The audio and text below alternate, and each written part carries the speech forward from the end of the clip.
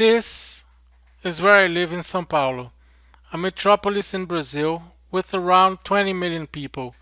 Not exactly a place you would call a bastion of nature, even though there are plenty of green options in the city, with many parks distributed across its 1,500 square kilometers, or about 8,000 square kilometers if you count the metropolitan area.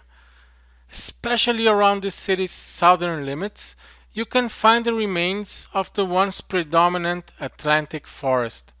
São Paulo was built on what used to be an imponent biome, following a large part of the Brazilian coastline, bathed by the Atlantic Ocean. Today, there is only about 7% of the original forest left intact, but these remains hold a life-abundant paradise, a gift from Mother Nature to this planet. My name is Rodolfo Nützmann, and growing up in this area, I enjoyed many opportunities to get out and explore the abundant nature not far from the city of São Paulo.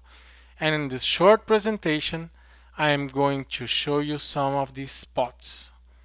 Places that have the power to induce feelings of joy and well-being just for being there in touch with the elements and with the abundance of life all around. I was born in 1975, and since very early I was really interested in computers and electronics. My dad, a civil engineer and amateur radio enthusiast, brought home when I was 9 years old what would be the first personal computer I would use, and it was a path of no return. Growing up, I enjoyed reading a lot of books and tinkering with personal computers. However, on weekends and especially during the yearly school vacations, I was lucky to have many opportunities to travel to places and get immersed in nature. Nature, to me, has always been a necessary counterpoint to the high amounts of immersed digital exposure I've had since very early, in a time when digital was not even near as ubiquitous as it is today.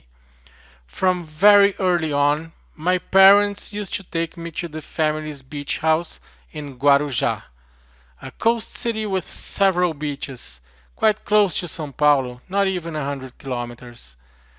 Growing older, going out and about with friends, we explored many places along the state of São Paulo coastline.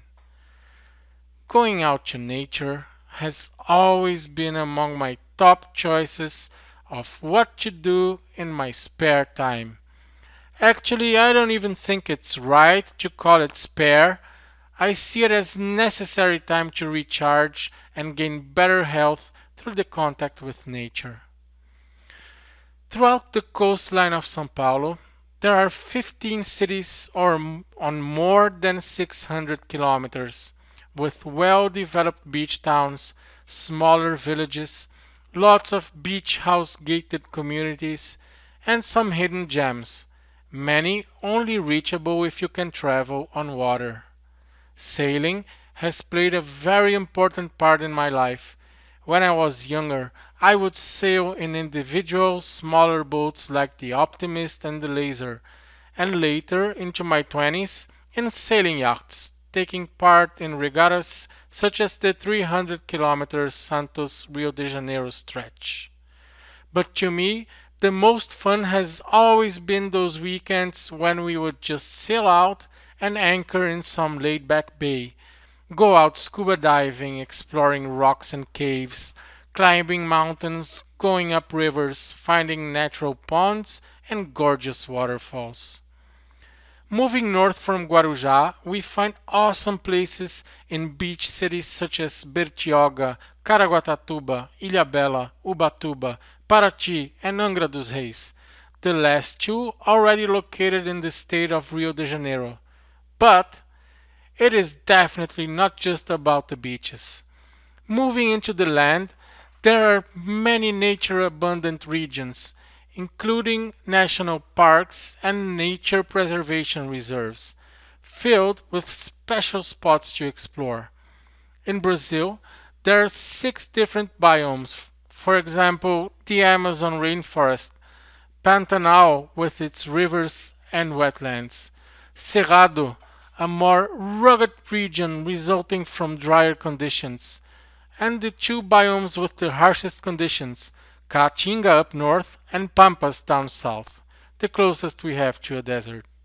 Scuba diving, river rafting, cave exploration, skydiving, mountain climbing, rappelling, adventure parks, biking routes, hiking trails. The Brazilian biomes have 2 things in common: an abundance of life and of opportunities to explore the gifts of nature. In most parts of Brazil, it doesn't get too cold in the winter. We don't have any snowy mountains, and when eventually there is a snowy day somewhere, it is a wildly announced event, being a very rare moment in this predominantly warm land.